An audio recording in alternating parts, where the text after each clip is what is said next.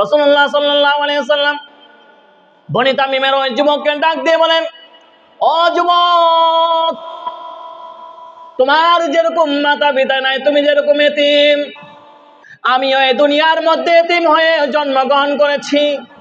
আমি যখন দুনিয়ার মধ্যে আসি তখনও কিন্তু আমার বাবা ছিল না। আমি আমার মার গর্ভে থাকা অবস্থায় আমার বাবাও এই দুনিয়া থেকে চলে গিয়েছে। কিন্তু যখন একটু বড় হয়েছি, একটু যখন বুঝ হয়েছি, আমার মাতাকে একটু সহযোগিতা করব, ওই সময় আমার মাথাও আল্লাহ তাআলা দুনিয়া থেকে নিয়ে গিয়েছেন। ও যুবক, তুমি যেরকম এতিম ছিলে, আমিও তো ওই রকম এতিম। আমি তোমাকে 5টি বিষয় বলবো, যদি তুমি এই 5টি কাজ যদি তুমি করো, তাহলে দুনিয়ার মধ্যে তুমি যা যা করবে, যতদিন বেঁচে থাকবে, তোমার মা বাবা ওই কবরের থেকে তোমার থেকে অংশীদার পাবে। এই সেই 5টি বিষয় নিয়ে গত জুমায় আমরা আলোচনা শুরু করতেছিলাম, যদিও বা সময় সংক্ষিপ্ততার কারণে পারিনি। 1 নম্বর, ওয়াশহাদু আল্লা ইলাহা ইল্লাল্লাহু ওয়াহদাহু লা শারীকা লাহু ওয়া আশহাদু আন্না সাইয়্যিদানা ওয়া হাবিবানা ومولانا محمدا عبده ورسوله أرسله بالحق بشيرا ونذيرا وداعيا إلى الله بإذنه وسراجا منيرا. أما بعد، وقال تعالى في كلامه المجيد وفرقانه الحميد: أعوذ بالله من الشيطان الرجيم.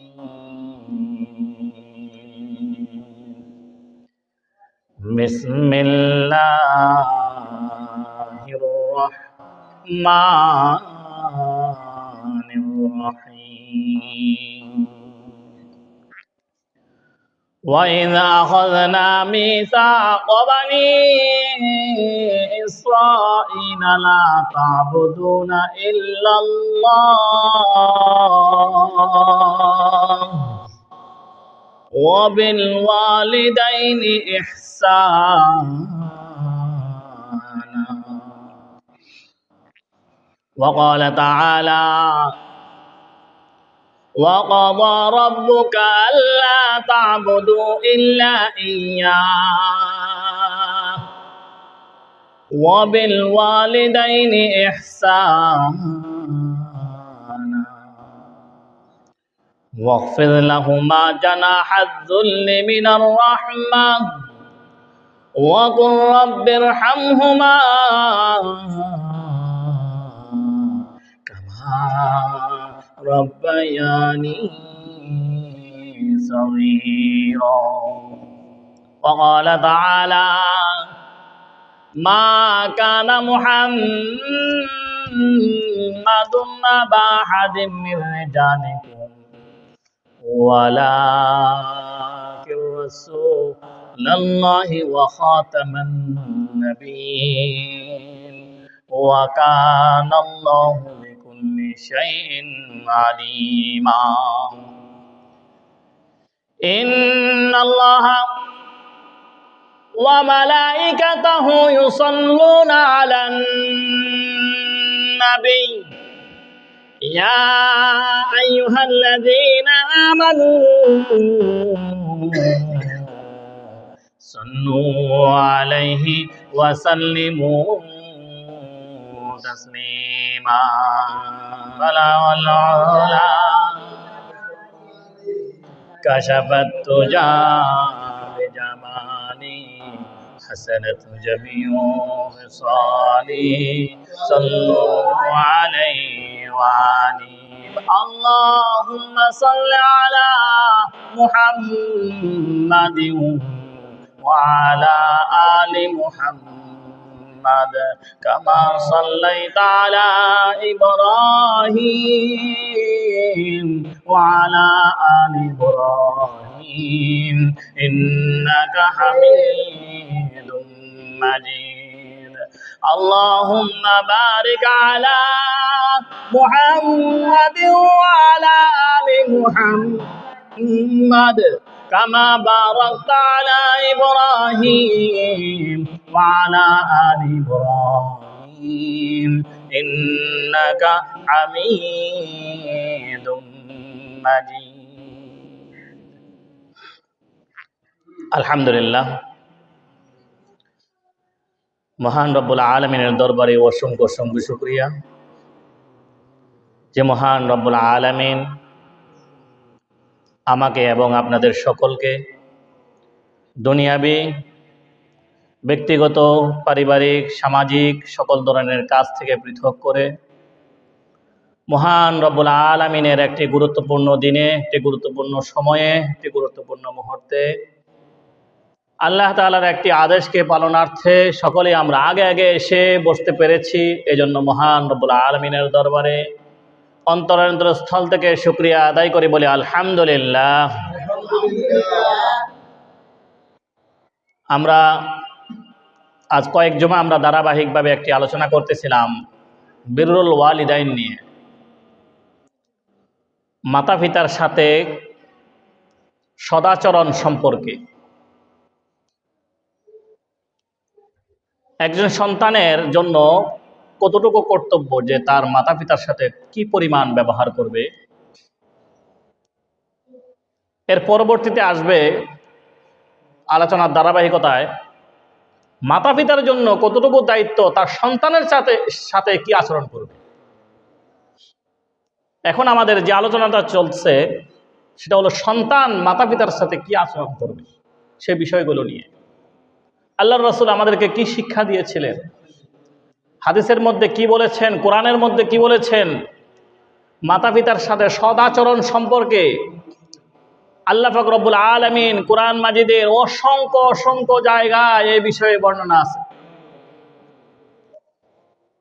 যত জায়গায় আল্লাহ তাআলার কিভাবে আমরা ইবাদত করব, আল্লাহ তাআলার কিভাবে আমরা আনুগত্য করব, এই বিষয়গুলো নিয়ে যত জায়গায় আলোচনা আছে তত জায়গায় আবার ঠিকই মাতা পিতার সাথে সন্তানে কি আচরণ করবে সেই কথাটাও উল্লেখ আছে প্রতিটা জায়গায়। আমি কয়েকটা জায়গায় তেলাওয়াত করেছি, আরো অসংখ্য জায়গায় রয়েছে। বিসমিল্লাহির রহমানির রহিম وَإِذْ أَخَذْنَا مِيثَاقَ بَنِي إِسْرَائِيلَ لَا تَعْبُدُونَ إِلَّا اللَّهَ। আল্লাহ তাআলা রাসূলুল্লাহ সাল্লাল্লাহু আলাইহি ওয়াসাল্লামকে ডাক দিয়ে বলেন, ও প্রিয় হাবিব, স্মরণ করুন ওই ঘটনাকে। কোন ঘটনা? وَإِذْ أَخَذْنَا مِيثَاقَ بَنِي إِسْرَائِيلَ, আমি যখন বনি ইসরাঈলদের থেকে ওয়াদা নিয়েছিলাম, আমি যখন তাদের থেকে আমি প্রতিজ্ঞা নিয়েছিলাম। কি সম্পর্কে প্রতিজ্ঞা নিয়েছিলাম সে সম্পর্কে আল্লাহ তাআলা বলতেছেন পরের অংশে, মিসাক বানি ইসরাঈল লা তা'বুদুনা ইল্লাল্লাহ, আল্লাহ তাআলা ব্যতীত আর কোন ব্যক্তিকে তারা মাবুদ হিসেবে গ্রহণ করবেন না। মাবুদ হিসেবে স্বীকৃতি একমাত্র আল্লাহ তাআলাকে দিবেন। আল্লাহ তা'বুদুনা ইল্লাল্লাহ। এর পরের অংশে আল্লাহ তাআলা বলেন ওয়াবিল ওয়ালিদাইনি ইহসানা, আল্লাহ তাআলার সাথে আল্লাহ তাআলার আনুগত্য করার পরে তারপর কার আনুগত্য করবে? বিরুল ওয়ালিদাইন, মাতা পিতার আনুগত্য করার জন্য আল্লাহ তাআলা বলতেছেন। এর পরের অংশে বলতেছেন মাতা পিতার সাথে কিভাবে আনুগত্য করবেন, বিরুল ওয়ালিদাইন, তাদের সাথে সদাচরণ করা সম্পর্কে। এরপরে আরেকটি জায়গায় ওয়াবুদুল্লাহ ওয়ালা তুশরিক বিল্লাহ ওয়াবিল ওয়ালিদাইনি ইহসানা, ওই জায়গায় আবার বলতেছেন ওয়াবুদুল্লাহ, আল্লাহ তাআলাকে ডাকো, আল্লাহ তাআলার ইবাদত করো। ওয়ালা তুশরিক বিল্লাহ, তোমরা আল্লাহ তাআলার সাথে অংশীদার সাব্যস্ত করো না। আল্লাহ তাআলার সাথে শরীক দাঁড় করিও না। এরপরে বলতেছেন ওয়াবিল ওয়ালিদাইনি ইহসানা, তোমরা মাতা পিতার সাথে কি করো, সদাচরণ করো। এইভাবে এগুলো আমরা গত জুমায় আলোচনা করছিলাম। আল্লাহ পাক রব্বুল আলামিন মাতা পিতার গুরুত্ব বোঝানোর জন্য কোরআন মাজিদের অসংখ্য অসংখ্য জায়গায় যেভাবে বর্ণনা দিয়েছেন, সেই বর্ণনাগুলোকে রাসূলুল্লাহ সাল্লাল্লাহু আলাইহি সাল্লাম সেগুলোকে আবার বিশ্লেষণ করে ওই অনুযায়ী আবার উম্মতকে শিক্ষা দেওয়ার জন্য বিভিন্ন হাদিসও বর্ণনা করেছেন, যেগুলো আমরা গত কয়েক জুমা আলোচনা করেছিলাম। গত জুমায় যে আলোচনাটির আংশিক আলোচনা করেছি, বাকিগুলো রয়ে গেছে, ওই আলোচনাটাকে সামনে রেখে আলোচনা করার জন্য চেষ্টা করব। মদিনায় রাসূলুল্লাহ সাল্লাল্লাহু আলাইহি ওয়াসাল্লাম যখন মসজিদে নববীর মধ্যে বসে আছেন, বনি তামিম গোত্রের একজন যুবক আল্লাহর রাসূল সাল্লাল্লাহু আলাইহি ওয়াসাল্লামের দরবারের মধ্যে উপস্থিত হয়ে আল্লাহর রাসূলকে উদ্দেশ্য করে বলেন, ইয়া রাসূলুল্লাহ, ইয়া হাবিবাল্লাহ, আমি আমার ব্যক্তিগত একটা বিষয় নিয়ে আমি আপনার থেকে জানতে চাই। ইয়া রাসূলুল্লাহ, ইয়া হাবিবাল্লাহ, আমি হাঁটতে বসতে চলতে ফিরতে সব সময় আমার মনটাকে আমি স্থির রাখতে পারি না, আমি অস্থির হয়ে যাই। বলে, কেন অস্থির হয়ে যাও? কি টাকার অভাব, পয়সার অভাব, নাকি তোমার খাবারের অভাব, কিসের অভাব? ওই যুবক ডাক দিয়ে বলেন, ইয়া রাসূলুল্লাহ, ইয়া হাবিবাল্লাহ, আমার কোনো টাকার অভাব নাই, পয়সার অভাব নাই, মালের অভাব নাই, সম্পত্তির অভাব নাই, খাদ্যের অভাব নাই, কোনো কিছুরই অভাব নাই। আমার অভাব রয়েছে একমাত্র আমার মাতা পিতার অভাব রয়েছে। আমার মাতা পিতা এই দুনিয়াতে বেঁচে নাই, আমার মাতা পিতা দুনিয়া থেকে চলে গিয়েছেন ইয়া রাসূলুল্লাহ, ইয়া হাবিবাল্লাহ। তবে যখন আমি ছোট ছিলাম, আমার এখনো স্পষ্টভাবে স্মরণ আছে, আমার মাতা পিতা অনেক কষ্টে দিন যাপন করত। সারাদিন অনেক কষ্ট করে, অনেক মেহনত করে, উপার্জন করে যখন বাড়ির মধ্যে আসতো, আসার পরে যখন দেখতে পেত আমি অসুস্থ, আমি ছোট অবস্থায় ছিলাম, তখন আমি অনেক ছোট ছিলাম, ওই ছোট অবস্থায় যখন এসে দেখতো আমি অসুস্থ, সারাদিন উপার্জন যা করেছেন তা দিয়ে আমাকে চিকিৎসার কাজে ব্যয় হয়ে যেত। তিনারা সারাদিন কষ্ট করার পরে যখন বাড়িতে আসতো, ক্লান্ত শরীর নিয়ে বাড়িতে আসার পরে ঘরের মধ্যে কোনো খাবার নাই, কোনো কিছু নাই, কিন্তু খাবার ক্রয় না করে, নিজেকে না দিয়ে, নিজের চিকিৎসা না করে সর্বপ্রথম আমার মা বাবা আমার চিকিৎসা করেছিলেন, আমার জন্য খাবার ক্রয় করে আমাকে খাওয়িয়েছিলেন। ঘরের মধ্যে যে খাবার ছিল সে খাবারটা আগে আমাকে খাওয়িয়েছেন, কিন্তু আমাকে খাওয়ার পরে আমার পরিবারের এমনও পরিস্থিতি ছিল, আর অবশিষ্ট কোনো খাবার ছিল না। ইয়া রাসূলুল্লাহ, ইয়া হাবিবাল্লাহ, এমনও দিন গিয়েছে সারাদিন আমার মাতা পিতা অন্যের ঘরে কাজ করে যা পরিশ্রম করে, যা অর্জন করেছে, যা উপার্জন করেছে, সবগুলো আমার পিছে ব্যয় করে ফেলেছে। আগামীকাল আবার কাজে যাবে, তবে খিদার জ্বালায় চটপট করে, এই খিদা নিয়ে পরের দিনও আবার কাজে যায়। এমনও আছে দিন দিন এইভাবে 3 দিন 3 রাত পর্যন্ত আমার মা বাবা ক্ষুধায় এই পেটের খিদা নিয়ে অন্যের ঘরে কাজ করে উপার্জন করে আমাকে লালন পালন করেছে। ইয়া রাসূলুল্লাহ, ইয়া হাবিবাল্লাহ, বর্ণনা দিতে গেলে অনেক লম্বা বর্ণনা, তবে সংক্ষেপ কথা হলো, ওই সময় আমার মা বাবা নিজে না খেয়ে আমাকে খাওয়ায়ে আমাকে বড় করেছেন, কিন্তু আজ আমার মা বাবা দুনিয়ার মধ্যে বেঁচে নেই। আমি কিন্তু আমার মা বাবার একটু হকও আমি আদায় করতে পারিনি, কারণ আমার মা, আমি যখন মোটামুটি একটা পর্যায়ে এসে পৌঁছে গিয়েছে, তখন আমার মা বাবাই দুনিয়া থেকে চলে গিয়েছেন। এখন আমার টাকার অভাব নাই, পয়সার অভাব নাই। ওই সময় আমাকে খাওয়াইয়ে আমার মা বাবা উপবাস ছিলেন, কিন্তু আজ দেখা যায় আমার খাবারের কোনো অভাব নাই, কিন্তু আমি আমার মা বাবাকে খাওয়াতে পাচ্ছি না। ইয়া রাসূলুল্লাহ, ইয়া হাবিবাল্লাহ, এমন একটি বিষয় কি এমন কোনো কিছু রয়েছে কিনা যে কাজটা করলে আমার মা বাবা কবরের মধ্যে থেকে আমার থেকে কিছু সওয়াব পাবে, বা আমার থেকে এর থেকে অংশীদার পাবে, এরকম কোনো বিষয় কি রয়েছে? ইয়া রাসূলুল্লাহ, ইয়া হাবিবাল্লাহ, যদি থাকে আমাকে একটু বলুন। এই কথা বলে বলে যুবক কান্দন শুরু করে দিলেন, কাঁদতেছেন। রাসূলুল্লাহ সাল্লাল্লাহু আলাইহি ওয়াসাল্লাম বনি তামিমের ওই যুবককে ডাক দিয়ে বলেন, ও যুবক, তোমার যেরকম মাতা পিতা নাই, তুমি যেরকম এতিম, আমিও এই দুনিয়ার মধ্যে এতিম হয়ে জন্মগ্রহণ করেছি। আমি যখন দুনিয়ার মধ্যে আসি তখনও কিন্তু আমার বাবা ছিল না। আমি আমার মার গর্ভে থাকা অবস্থায় আমার বাবাও এই দুনিয়া থেকে চলে গিয়েছে। কিন্তু যখন একটু বড় হয়েছি, একটু যখন বুঝ হয়েছি, আমার মাতাকে একটু সহযোগিতা করব, ওই সময় আমার মাথাও আল্লাহ তাআলা দুনিয়া থেকে নিয়ে গিয়েছেন। ও যুবক, তুমি যেরকম এতিম ছিলে আমিও তো ওই রকম এতিম। আমি তোমাকে 5টি বিষয় বলবো, যদি তুমি এই 5টি কাজ যদি তুমি করো, তাহলে দুনিয়ার মধ্যে তুমি যা যা করবে, যতদিন বেঁচে থাকবে, তোমার মা বাবা ওই কবরের থেকে তোমার থেকে অংশীদার পাবে। এই সেই 5টি বিষয় নিয়ে গত জুমায় আমরা আলোচনা শুরু করতেছিলাম, যদিও বা সময় সংক্ষিপ্ততার কারণে পারিনি। 1 নম্বর হলো, রাসূলুল্লাহ সাল্লাল্লাহু আলাইহি ওয়াসাল্লাম বলেন যে সর্বপ্রথম যে বিষয় সেটা হলো 1 নম্বর হলো দোয়া। বেশি বেশি করে মাতা পিতার জন্য দোয়া করা, দোয়া করতে হবে। এবং বলেন ইস্তিগফারু লাহুমা, এরপরে ইস্তেগফার করতে হবে এবং তাদের জন্য দান সদকা করতে হবে। আজ দেখা যায় মাতা পিতার সাথে দোয়া তো দূরের কথা, মাতা পিতা দুনিয়া থাকা অবস্থায় আমরা তাদের খেদমত করি না। আল্লাহ তাআলা বলতেছেন তাদের সাথে সদ আচরণ করার জন্য, কিন্তু আমরা সদ আচরণ করি না। অনেকে করতে চাই, তবে করতে চাইও আমরা পারি না, কারণ এখন আর নাই, ওই সুযোগটা নাই। ওই বনি তামিম গোত্রের ওই যুবকের মতো এখন আমার সম্পত্তির অভাব নাই, কোনো কিছুর অভাব নাই। আমি অনেক বড় বড় মনে মনে ভাবতে থাকি, এখন যদি আমার মা বাবা দুনিয়ার মধ্যে থাকতো, আমি আমার মা বাবার জন্য এটা করতাম ওটা করতাম, কিন্তু এখন আর পারি না। এই আফসোসটা এখন আসছে, যারা এখনো আমাদের মা বাবা দুনিয়াতে বেঁচে আছে, পরবর্তীতে যেন এই আফসোসটা করতে না হয়, এই জন্য এখন থেকে আমরা সেটা কি করতে হবে, ব্যবস্থা করতে হবে। বলতে চাইছিলাম, মাতা পিতার অবাধ্য হলে কি হবে, কি পরিণত হবে? 2টা জিনিস সম্পর্কে আল্লাহ তাআলা দুনিয়াতে শাস্তি দিয়ে দেন।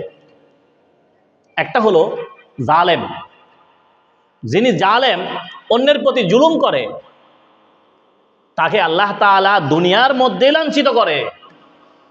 আর আখিরাতে তো তার হিসাব বাকি থাকবেই, ওটা তো আছেই, আখিরাতে তো বিচার হবেই।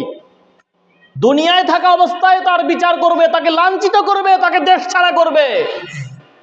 তদ্রুপ 2য় নম্বর হলো মাতা পিতার সাথে যারা অসৎ আচরণ করবে, এই সমস্ত ব্যক্তিদেরকেও আল্লাহ তাআলা, আমি আবার তাকে ফেরত দিয়ে আমি চলে এসেছি, এই কথা বলার পরে মাও কান্দে, বাবাও কান্দে, দুজন অসহায় হয়ে কান্নাকাটি করতেছে।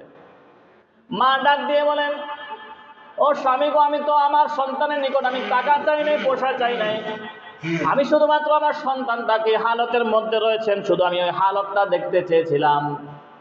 আমার সন্তানটা কি অবস্থায় রয়েছেন, এখন তার গঠনটা কেমন হয়েছে বা সে কি করে, এগুলো দেখতে চেয়েছিলাম। কিন্তু আমার সন্তান এ কি করলো, এ কি কাজ করলো? তখন মাও কান্দে, বাবাও কান্দে, তবে কান্নাকাটি করার পরে আল্লাহ তাআলার নিকট হাত তুলে বলেন, হে আল্লাহ, যেহেতু আমার সন্তান, তাকে আমি জন্ম দিয়েছি, আমি তাকে বরদোয়া দিতে পারবো না, তুমি আমার সন্তানকে হেফাজত করো। এমন কোন পর্যায়ে নিয়ে যেও না যে আমার সন্তান যেন আল্লাহ তাআলার গজবে কি হয়, পরিণত হয়। তুমি আমার সন্তানকে হেফাজত করো। মাও একে দোয়া করবেন, বাবা একে দোয়া করবেন। কিছুদিন পর ওই সন্তান, ওই যুবক ঢাকা যে কোনো একটা মসজিদের মধ্যে যখন জুমার বয়ান শুনতে পেলেন মাতা পিতার সম্পর্কে, ওই যে মা দোয়া করলো, বাবা দোয়া করলো যে আল্লাহ আমার সন্তানকে বুঝ দান করো, এই বুঝটা আল্লাহ তাআলা দিয়ে দিয়েছেন। আলোচনার মধ্যে শুনলেন মাতা পিতার গুরুত্ব সম্পর্কে, মাতা পিতার খোঁজ নিলে কি হবে, না নিলে কি হবে, এই সম্পর্কে। যখন এই বিষয়গুলো নিয়ে আলোচনা শোনার পরে যুবকের মনটা কেঁদে উঠল। আল্লাহ তাআলা তার মনটাকে পরিবর্তন করে দিল। অবশেষে মনটা পরিবর্তন হওয়ার পরে তখন রমজান মাস ছিল। রমজান মাস, সকালবেলা বাজারে গিয়ে মার জন্য শাড়ি, বাবার জন্য কাপড় চোপড় কিনে গ্রামের উদ্দেশ্যে রওনা হলো। অবশেষে শহরে এসে, ঘটনাটা কুমিল্লাতে ছিল, কুমিল্লা শহরের মধ্যে আসলো। এরপরে সাইডে কোনো গ্রাম সাইডে বাড়ি ছিল তার, ও গ্রামে যাবে, কিন্তু যেহেতু পারাপারের জন্য কোনো ব্রিজ ছিল না। এই জন্য এই জায়গাটা আস্তে আস্তে প্রায় রাত হয়ে গেছে, ইফতারির পর হয়ে গেছে, সারাদিন অনেক পর হয়ে গেছে। এরপরে বাকি জায়গাটা রাত্রেবেলা, তখন রিক্সা ছাড়া আর কোনো চলার মতো কোনো গাড়ি নাই। ওই সময়কার গাড়ি চলাচল ছিল অনেক সংকটময়। অবশেষে বিভিন্ন জনকে, মানুষকে জিজ্ঞেস করতে লাগলেন, অমুক বাড়িতে আমি যাব, কোনো গাড়ি আছে কিনা। বলে যে এত রাত্রে আপনি তো কোনো গাড়ি পাবেন না, আপনি একটা কাজ করতে পারেন, বাজারের ওই মাথায় একটা দোকান আছে, ওই দোকানের মধ্যে একটা বৃদ্ধ শুয়ে আছে, তিনি গাড়ি নিয়ে রাত্রে হলো তিনি সারা দিন রাত 24 ঘন্টা গাড়ি চালায়। কারণ তার স্ত্রী অসুস্থ স্ত্রীকে চিকিৎসা করতে হবে। রিক্সা চালিয়ে যা উপার্জন হয় সে উপার্জন দিয়ে চিকিৎসা করবে। এই চিকিৎসা করার জন্য সে রাত্রেও কি করে রিক্সা চালায়। তুমি ওখানে যাও, সে অথবা তোমার কথাটা শুনতে পারে, যেহেতু তার টাকার প্রয়োজন, তোমার রিক্সার প্রয়োজন। যুবক বাজারের ওই মাথায় গিয়ে দেখলো একজন বৃদ্ধ লোক শুয়ে আছেন। বৃদ্ধকে ডাক দিয়ে বললেন, ও বাজান, আপনি কি আমাকে অমুক জায়গায় নিয়ে যেতে পারবেন কিনা? বৃদ্ধ বাবা যখন তার সন্তানের কণ্ঠটা শুনতে পেল, আর বোঝার বাকি নাই এটা যে আমার সন্তান। মাতা পিতা এমন একটা জিনিস, 1000 জন যুবক যদি এক জায়গায় থাকেও, যখন তার সন্তানের কণ্ঠ শুনতে পায় তখন বুঝতে পারে কোনটা তার সন্তান, কোনটা তার অন্যজন ব্যক্তি। কোনো বিপদ যখন হয়, সন্তানের মা বাবার মনের মধ্যে আগে থেকেই খবর হয়ে যায়, আগে থেকেই জানা হয়ে যায় যে আমার সন্তানের কোনো কিছু হয়েছে।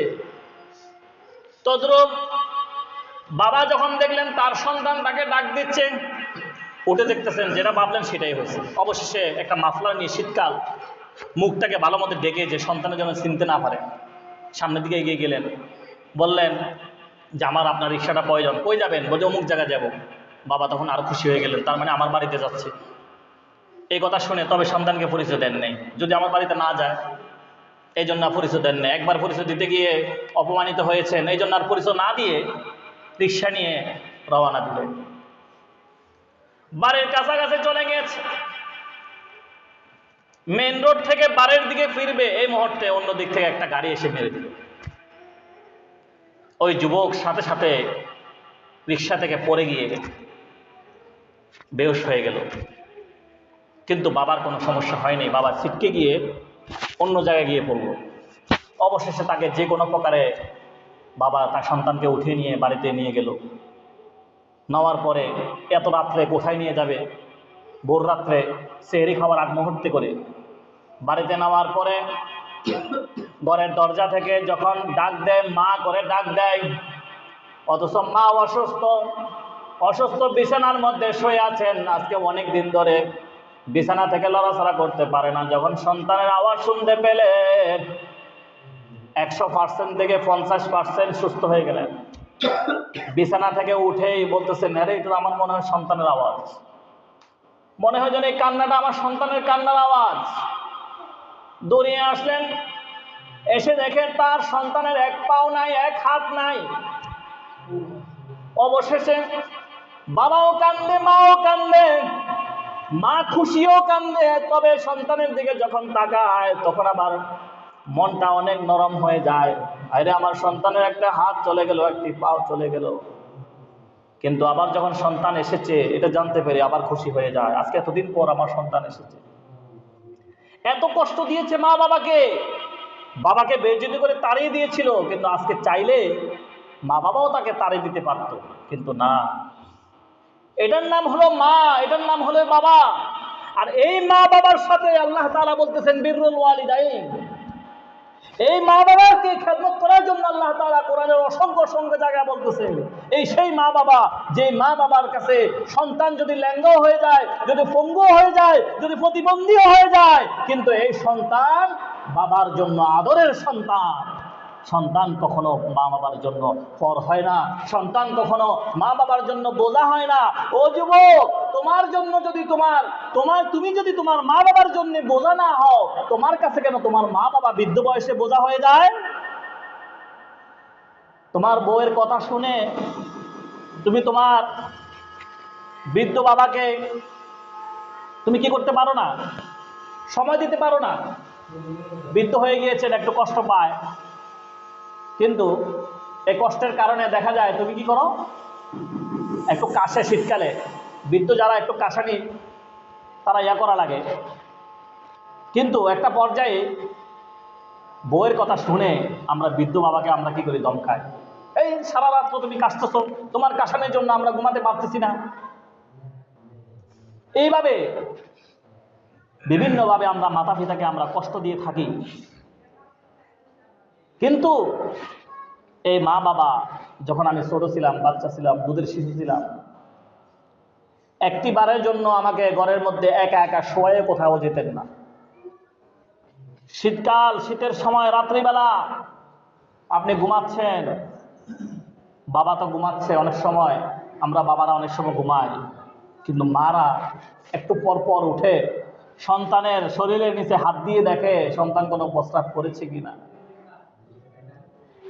এইভাবে মা বাবা তার সন্তানকে লালন পালন করে, এত কষ্ট করে লালন পালন করে বড় করে, কিন্তু সন্তান যখন বড় হয়ে যায়, মা বাবা যখন বৃদ্ধ হয়ে যায়, মা অসুস্থ হয়ে যায়, বাবাও অসুস্থ হয়ে যায়, কর্ম করতে পারে না, কাজ করতে পারে না।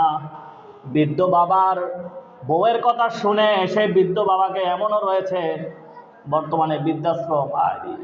আহ, এই কথাগুলো বললে অন্তর কেঁপে ওঠার কথা। আজ আমরা এটাকে সাধারণ ভাবি। বৃদ্ধাশ্রমের প্রয়োজনীয়তা নাকি বাংলাদেশের মধ্যে বেড়ে যাচ্ছে। একটা সময় ছিল বৃদ্ধাশ্রম খুঁজে পাওয়া যেত না, আর এখন নাকি প্রতিটা জেলায় জেলায় বৃদ্ধাশ্রম করার জন্য উদ্যোগ নেওয়া লাগতেছে।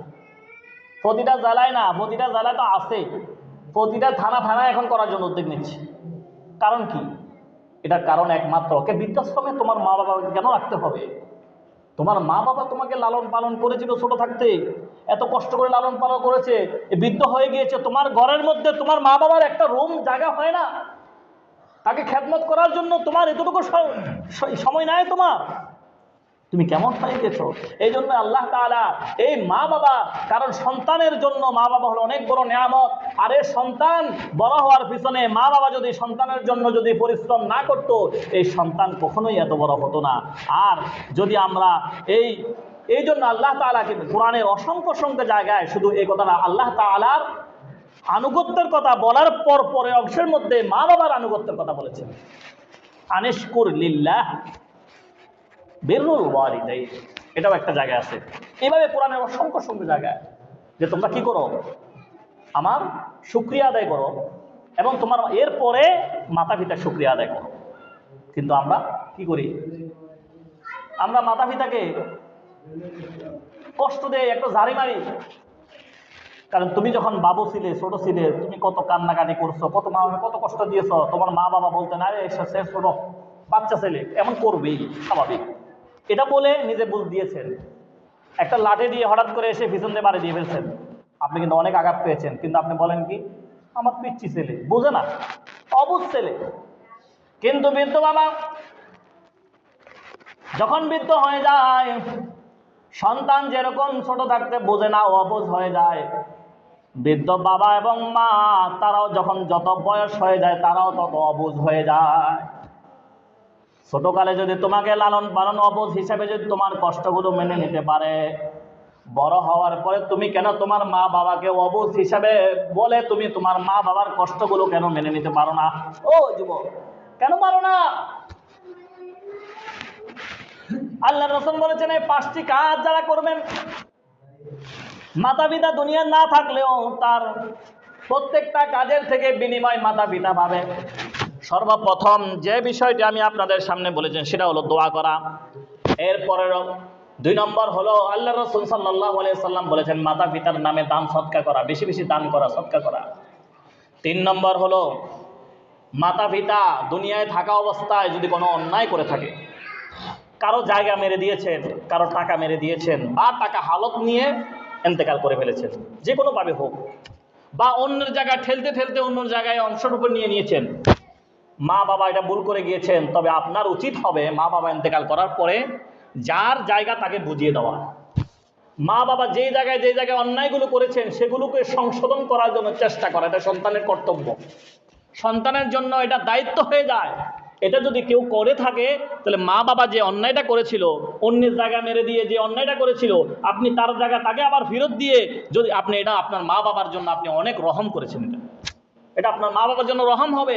আল্লাহ রসুল বলেন, হে বনি সেই তামিম গোত্রের যুবককে ডাক দিয়ে বললেন, তুমি এই 5টি কাজ করো। প্রথম নম্বর হলো দোয়া করো, দ্বিতীয় নম্বর হলো তোমার মা বাবার নামে কি করো, দান সদকা করো, তৃতীয় নম্বর হলো তোমার মা বাবা যে অন্যায়গুলো করেছিল সেই অন্যায়গুলোকে তুমি কি করে দাও, সেগুলোকে সংশোধন করার জন্য চেষ্টা করো। তৃতীয় নম্বর হলো তোমার মা বাবার আত্মীয় স্বজন, আপনজন যারা রয়েছেন রক্তের সম্পর্কের, তাদের খোঁজ খবর নাও। তুমি যখন তোমার চাচার খবর নিবে, তোমার মা বাবা দুনিয়াতে নাই, তোমার চাচার খবর নিবে, আল্লাহ রাসূল সাল্লাল্লাহু আলাইহি সাল্লাম বলেন তার মানে তোমার তোমার বাবার খবর নিলে যেই নেকি তোমার চাচার খবর নিলেও সেই নেকি তোমার আমলনামায় দান করবে। আর তুমি তোমার চাচার খবর নেওয়ার কারণে যেই নেকি তোমার আমলের মধ্যে দিবেন, আল্লাহ তাআলা ওই নেকিটাও তোমার বাবার আমলনামার মধ্যেও দিবেন। এরপরে বলতেছেন, বিস্তারিত আলোচনা করার সময় নেই, সময় সংক্ষিপ্ত। 5ম নম্বর হলো মা বাবার বন্ধু বান্ধব, রক্তের সম্পর্ক না, যারা বন্ধু বান্ধব আছেন এই বন্ধু বান্ধবের সাথে যোগাযোগ রাখা, তাদের খোঁজখবর নেওয়া। তাদের খোঁজখবর নিয়ে বন্ধু বান্ধব যদি ভাবে যে আমার অমুক বন্ধুর ছেলেটা আমার খোঁজখবর নিয়েছে, আল্লাহ তাআলা তার বাবাকে জান্নাতবাসী করুক, এই যে কথাটা বলবে, কথাটা বলতে দেরি হবে, আল্লাহ তাআলার আরশ আজিমে কবুল হতে দেরি হবে না। এই জন্য আপনার মা দুনিয়াতে বেঁচে নেই, আপনার চাচি বেঁচে আছে, আপনাকে সবচাইতে আপনার মায়ের সবচাইতে আপনজন, আপনার মা যাকে সবচাইতে বেশি বান্ধবী মনে করতেন, যার সাথে বেশি চলাফেরা করতেন, যাকে বেশি মহব্বত করতেন, আপনারও উচিত হবে তাকে বেশি মহব্বত করা। আপনার মায়ের রক্তের সম্পর্ক, নানার মামারা রয়েছেন, আপনার মা দুনিয়াতে বেঁচে নেই, আপনার মামার খোঁজ খবর নেবেন, তার মানে আপনার মার খোঁজ খবর নিলে যার নাকি আল্লাহ তাআলা তা নাকি আপনাকে দান করবেন। এই জন্য আল্লাহ পাক রব্বুল আলামিন এই 5টি কাজ আমাদের সকলকে করার তৌফিক দান করুক, যেন এই 5টি কাজ করে আমরা যেন আমাদের মাতা পিতাকে আমাদের অংশীদার সাব্যস্ত করতে পারি। ওয়া আখিরু দাওয়ানা আলহামদুলিল্লাহি রাব্বিল আলামিন।